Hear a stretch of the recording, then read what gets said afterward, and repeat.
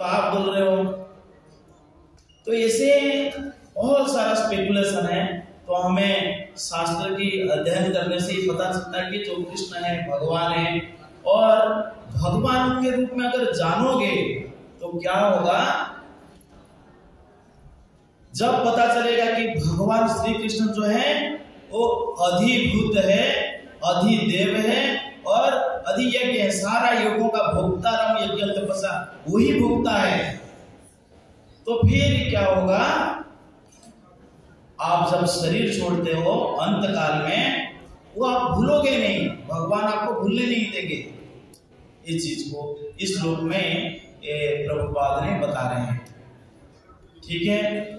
और जो है कृष्ण को अगर इस प्रकार का हम जानेंगे तो क्या होगा, जानेंगे तो क्या होगा, भगवान को इस रूप में अगर जानेंगे कि वही सब कुछ है तो क्या होगा, द सोर्स ऑफ जितना भी हैप्पीनेस कृष्ण है, अगर हम जानते हैं कि वही मूल है, मूल भगवान वही है। कौन है? कृष्ण है, मूल भगवान। अगर इस प्रकार का जानेंगे तो फिर क्या होगा कि भगवान बोलते हैं अंत्य नारायण स्मृति होगा, आप अंत काल में मुझे स्मरण कर पाओगे, मुझे जान पाओगे।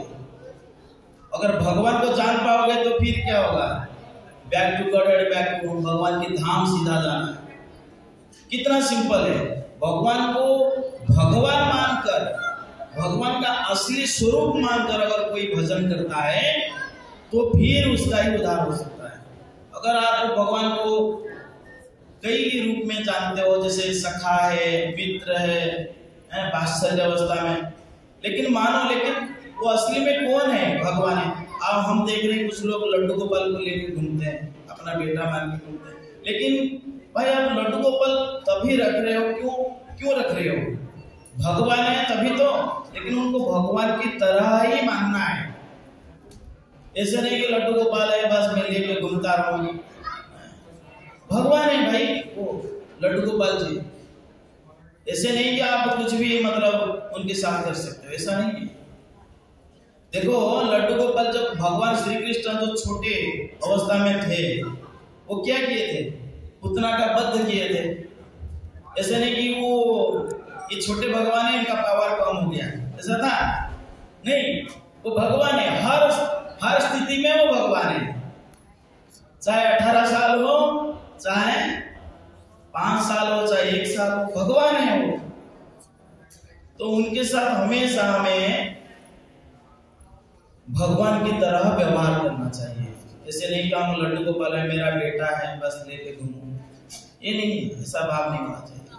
भगवान के भगवान की तरह व्यवहार करना चाहिए, तभी फिर क्या होगा, हम जो है भगवान श्री कृष्ण का जो असली प्रेम है वो प्राप्त कर सकते हैं। और भगवान का प्रेम प्राप्त करने का कलियुग में सिंपल एंड सबलाइन तरीका क्या है? हरे कृष्णा कृष्णा कृष्णा हरे हरे, हरे राम राम राम हरे हरे। तो ये है सिंपल एंड सबलाइन तरीका है भगवान का नाम जप करना। नाम जप करने से क्या होगा? चेतो दर्पण मार्जन भवपहा दावाग्नि निर्वापणम शेर कौरव चंद्रिका वितरण विद्यावधु जीवनम। आपकी जो चेत है और हृदय है वो साफ होगा। जब हृदय साफ होगा तभी फिर भगवान को जान पाओगे, है कि नहीं? भगवान को जानने के लिए क्या है? अभिजानती नाम उठा। अगर भगवान को मूढ़ व्यक्ति, मूर्ख व्यक्ति ये नहीं जान पाएंगे, भगवान के महत्व को नहीं जान पाएंगे। अब भगवान को जानने के लिए यही तरीका है, बस भगवान का नाम जप करते रहो, जप करते रहो। जप करने से क्या होगा? फिर आपका हृदय शुद्ध होगा। हृदय शुद्ध होने से क्या होगा?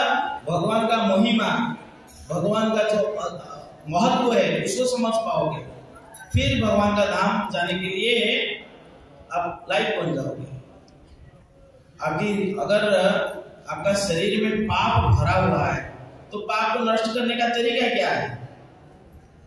तरीका एक ही है, हरि नाम ही केवलम कलो नास्तेव नास्तेव नास्तेव।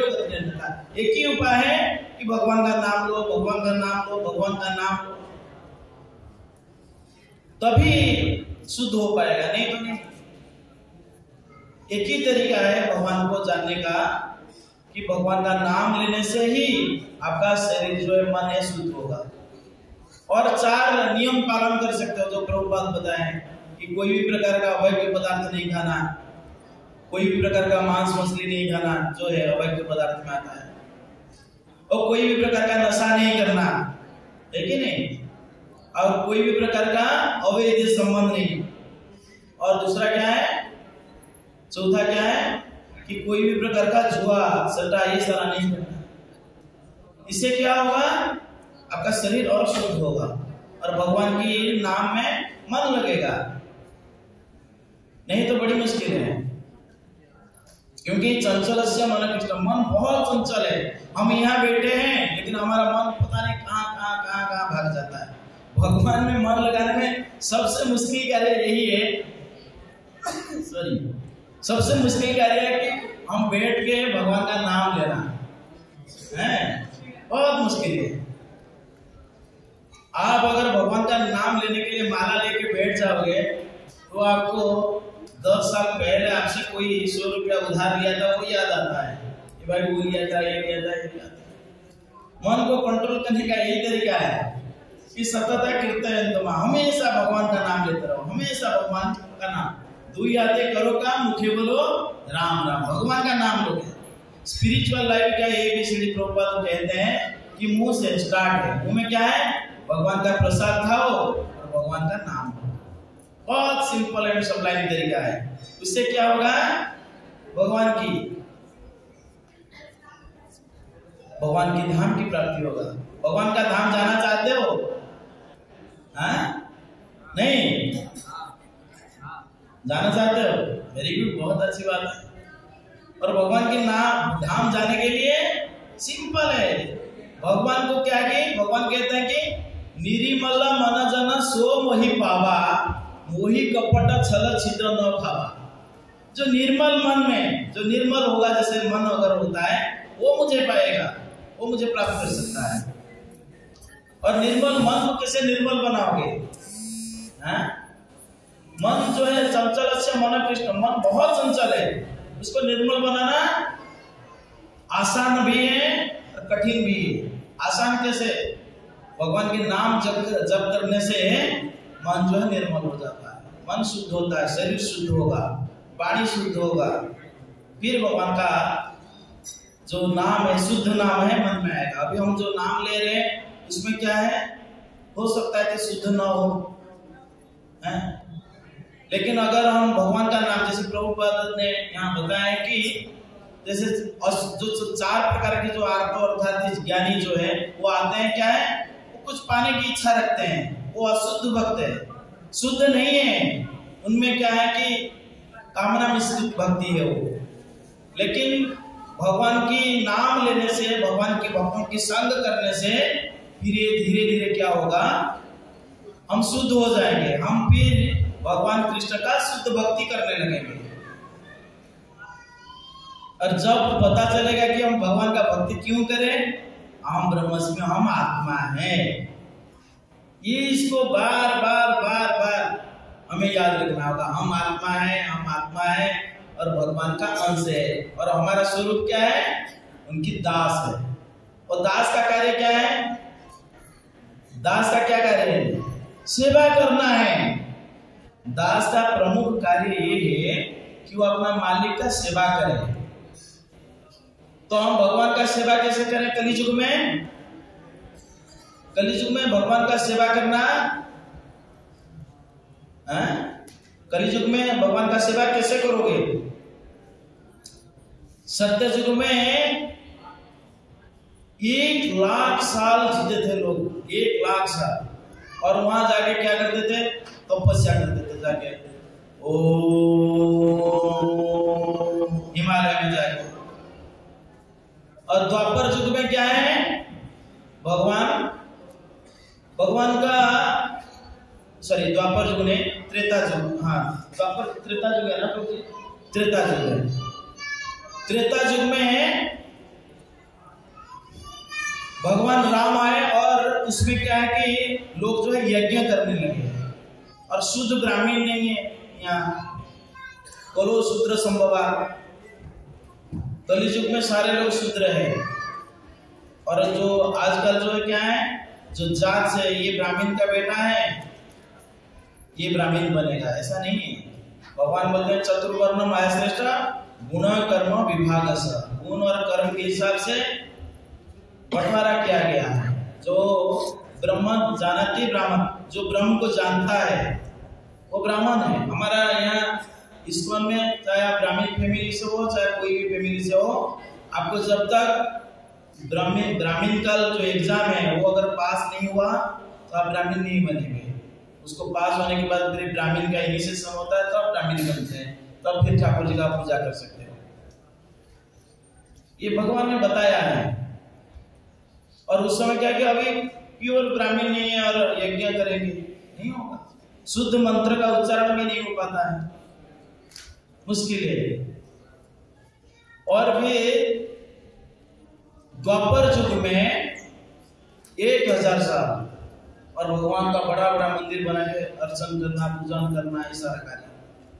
एक मंदिर चलाने की कितना कठिनाई है कि नहीं, बड़ी मुश्किल है। और सत्य युग में क्या है, नहीं सॉरी कलियुग में 100 साल है, 100 साल भी कोई जीता नहीं। और सब क्या है, मंद मंद भागे। हम यहाँ बैठे हैं, हमारा मन पता नहीं कहाँ भटक रहा है, कितने लोग आ रहे हैं। तो इसीलिए सिंपल एंड सबलाइम तरीका प्रभुपाद बताए हैं, chant Hare Krishna and be happy. Shri की कार्य क्या है, हरे कृष्णा कृष्णा कृष्णा हरे हरे, हरे राम राम राम हरे हरे। बस भगवान का नाम जप करो, भगवान का प्रसाद खाओ, हो गया। तो कलियुग में भक्ति बहुत आसान है।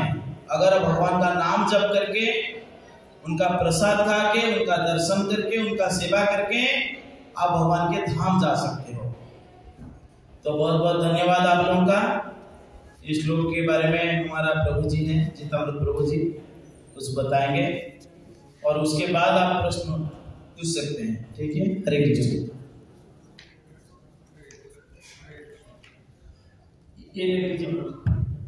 हरे कृष्ण हरे कृष्ण। नमस्कार जी।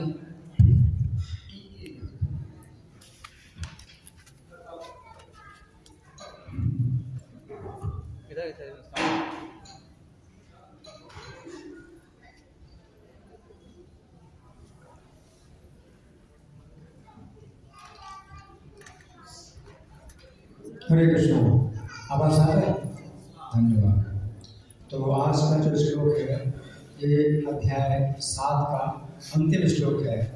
उस अंतिम श्लोक में भगवान कहते हैं कि साधि भूतादि देवम साधि यज्ञम चाहिए तो, कि मुझे जो लोग 3 प्रकार से जानते हैं, अधियज्ञ के रूप में, पहले अधिभूत के रूप में, फिर अधिदेव के रूप में, फिर अधियज्ञ के रूप में, जो जानते हैं वे प्रयाण काल में भी मुझे जान लेते हैं। और भगवान को प्रयाण काल में जानना सबसे बड़ा ये लाभ है। जीवन भर जो है आप चाहे कुछ भी करें, अगर प्रयाण काल में अगर आपने भगवान को जान लिया तो आप भगवान के धाम में चले आएंगे।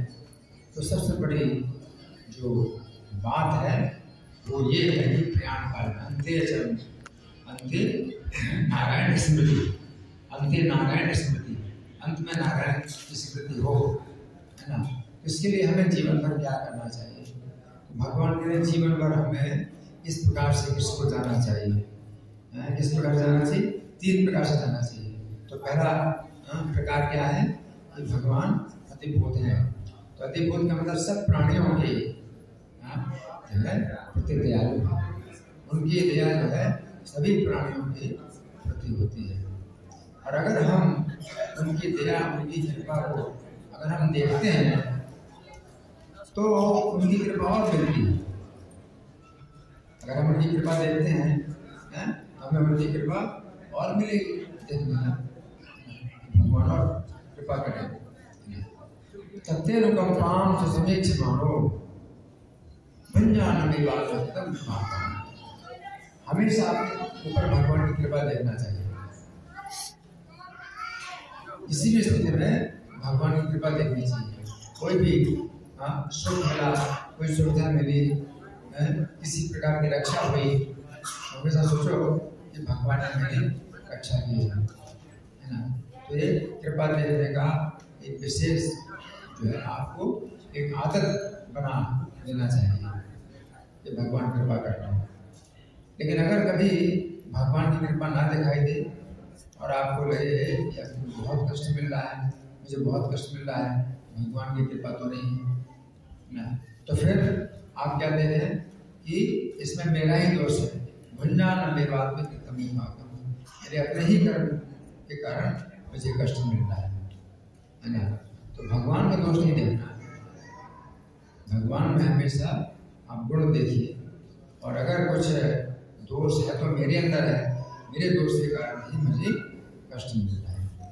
तो अद्भुत के सहित भगवान को समझने का मतलब यह है कि भगवान सबके प्रति दयालु है, प्रत्येक जीव के प्रति दयालु है।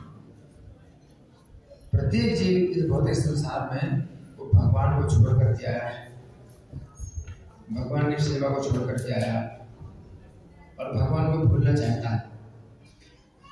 तो इस भौतिक जगत में जितने भी जीव आए हैं उनको जो है भगवान ने अवसर दे दिया, इसी के तुम मुझे भूलो, तुम मेरी सेवा नहीं करना चाहते हो, ठीक है, तो है अपनी स्वतंत्रता में रहो, तुम स्वतंत्र रहो।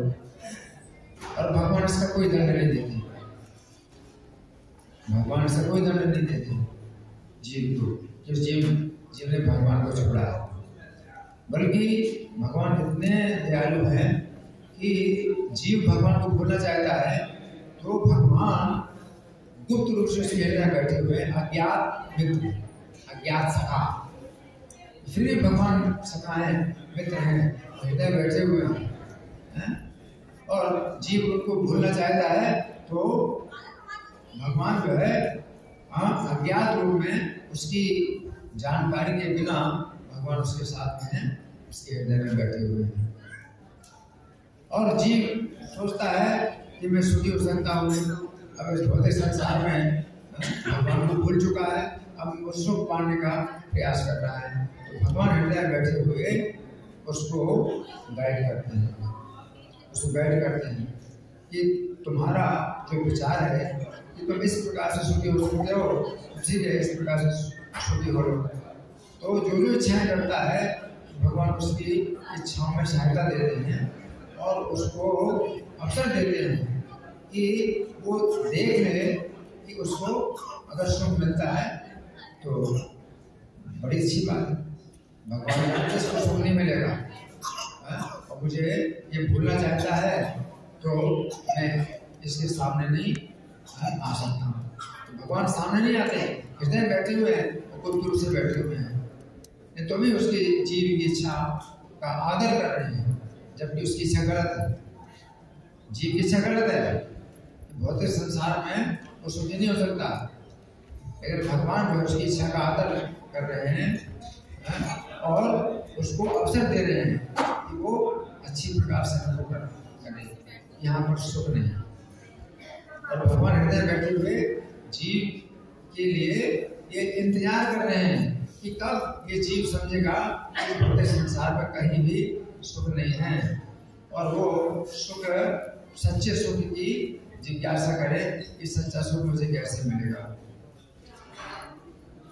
जैसे जीव के अंदर इच्छा होती है जानने की कि मैं जितना प्रयास करता हूँ सुख भोगने का, मुझे उनका दुख मिल रहा है, तो मेरे प्रयास से सुख नहीं मिल सकता। और सुख का जो है असली सुख का रास्ता क्या है, उसके अंदर इच्छा होती है भगवान उसको किसी साधु से, किसी गुरु से मिला देते हैं, उसको रास्ता जो है सही रास्ता। तो भगवान हृदय प्रत्येक जीव के हृदय में बैठे हुए इसी बात की प्रतीक्षा कर रहे हैं कि कब ये चाहे, इच्छा करे कि सुख का सच्चा रास्ता क्या है, सच्चे सुख का रास्ता क्या है, और मैं इसको रास्ता दिखाऊं। कितने भगवान जो है जीव के ऊपर दयालु है, सहनशील है और धैर्यवान है। कितना उनका धैर्य है, तो इस बात को हमें जानना है। तो पहला जो है भगवान को जानने का ये बिंदु है कि भगवान अति है। तो दूसरा बिंदु है अधिदैव है। अधिदैव का सब देवताओं के विश्वास है। जितने भी देवता इस भौतिक संसार में जो है अलग अलग विभागों में कार्य कर रहे हैं। जल विभाग तो उसके देवता वरुण है, और अग्नि विभाग अग्नि देवता है, वर्षा का विभाग इंद्र देवता है। इस प्रकार से अलग अलग विभागों को चलाने वाले जो देवता हैं उनके भी स्वामी हैं। भगवान उनसे भी बड़े हैं, उनके भी स्वामी हैं। तो मैं अन्य देवताओं की फिर पूजा क्यों करूँ? तो कृष्ण को एक दूसरा जानने का बिंदु ये है, अगर मैं सब देवताओं के ईश्वर हैं तो मैं दूसरे देवताओं की पूजा और उनकी भक्ति मैं क्यों करूं? मैं उनकी कृष्ण की भक्ति करूं, है ना? तो अनन्य भक्ति। अगर कोई व्यक्ति भगवान को अधिदैव जान लेता है तो फिर वो भगवान का अनन्य भक्त बनता है। अन्य देवताओं का भक्त नहीं, अन्य देवताओं का भक्त नहीं, है ना? तो हमारे जो हरे कृष्ण आंदोलन है इसमें अनन्य भक्ति का ही अभ्यास किया जाता है। अन्य देवताओं की भक्ति नहीं करते। इसलिए हमारे मंदिरों में आप क्या देखते हैं? कोई देवता नहीं, कोई देवता नहीं। इसका क्या है? विष्णु मंदिर, यानी विष्णु तत्व है। श्री राम हैं तो विष्णु तत्व हैं, कृष्ण है, गौरता है, ये सब विष्णु तत्व है। विष्णु तत्वों की ही पूजा होती है, किसी देवता की पूजा नहीं।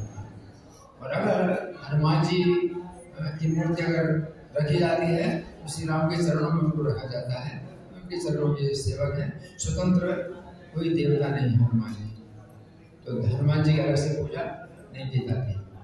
तो स्वर्ण है क्यों? क्योंकि भगवान क्या है? अधिदैव है, सब देवताओं के स्वामी है। और अगर उनकी पूजा होती है सब देवता अपने आप संतुष्ट हो जाते हैं। तो भगवान को अधिदैव जानने का मतलब ये है कि किसी भी देवता की अलग से पूजा करने की आवश्यकता नहीं है। अगर श्री कृष्ण की पूजा कर हो जाती है तो सब देवताओं की पूजा अपने आप हो जाती है, अधिदैव। फिर तीसरा बिंदु भगवान को समझने का क्या है? अधियज्ञ है। अधियज्ञ है का मतलब जितने भी प्रकार के यज्ञ जिसमें कि आप त्याग करते हैं, अपने सुखों का त्याग करते हैं, तो सब जो यज्ञ हैं उनके भोक्ता भगवान। भगवान ही सब प्रकार के यज्ञों के भोक्ता है। अगर हम कोई भी यज्ञ करते हैं, अगर हम कोई भी यज्ञ करते हैं, यानी पवित्र कर्म करते हैं, पूजा का कर्म करते हैं, और अगर हम उसको भोगना चाहते हैं, अपनी पूजा का फल अगर हम भोगना चाहते हैं तो शांति नहीं मिलेगी, शांति नहीं मिलेगी। अगर आप पूजा करते हैं, हरे कृष्ण का जाप करते हैं, तो आपके मन में यही भावना होनी चाहिए कि मुझे जो है शांति मिले और इससे भगवान को सुनिए। आप जब कर रहे हैं, ये भी जब यज्ञ है, आप भगवद गीता सुन रहे हैं, ये भी एक यज्ञ है, इसे कहते हैं श्रवण यज्ञ, और कीर्तन कर रहे हैं उसे कहते हैं कीर्तन यज्ञ। तो सभी तो यज्ञ हैं, इन सबों के भोक्ता कौन है? भगवान। अगर आप इन कार्यों में जो है अगर यही सोचेंगे कि श्री कृष्ण की प्रसन्नता के लिए मैं ये कार्य कर रहा हूँ, तो आपको जो है शांति मिलेगी। तो शांति पाने का तरीका तो भगवान 5वें अध्याय के 20 श्लोक में शांति बात करते 3 प्रकार से कोई जान लेता है भगवान को, उसको शांति मिलती है, शांति तो देखा चाहिए। और आज के श्लोक में भगवान कह रहे हैं तो 3 प्रकार से उनको जान लेता है, तो अंतकाल में वो भगवान को जानता है। और अंतकाल में भगवान को जानने का मतलब क्या है? शरीर छोड़ करके भगवान के धाम में जाना। पुनर्जन्म नहीं मामे त्यागने के बाद वो पुनर्जन्म नहीं प्राप्त करता है, बल्कि मेरे पास आता है, मेरे धाम में आता है। तो आज के श्लोक में जो भगवान ने कहा कि अंतकाल में को मुझे जान लेते हैं। अंतकाल में जानना बहुत मुश्किल है। जितना भी आप जानते हैं जीवन काल में आप जितना भी जानते हैं, अंतकाल में निकल जाते हैं। अंतकाल में आप सब भूल जाते हैं।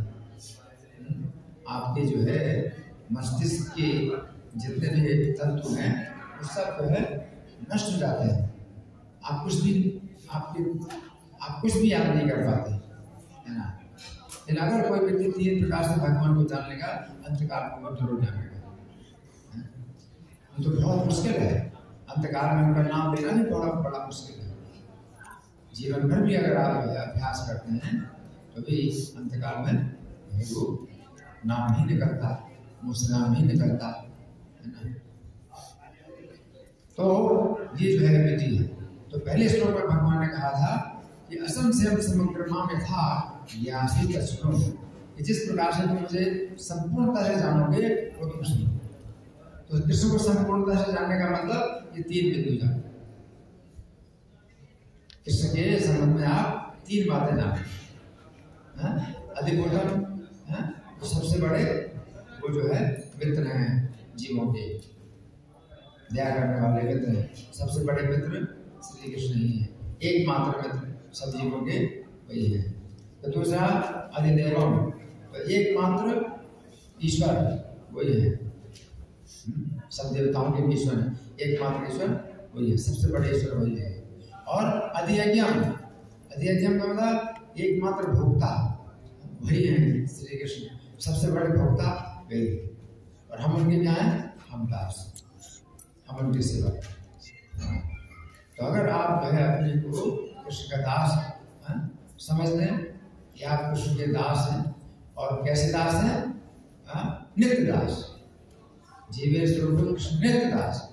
तो ऐसे दास नहीं कि आज तो मैं दास हूँ और अगले दिन बॉस बन जाऊँ।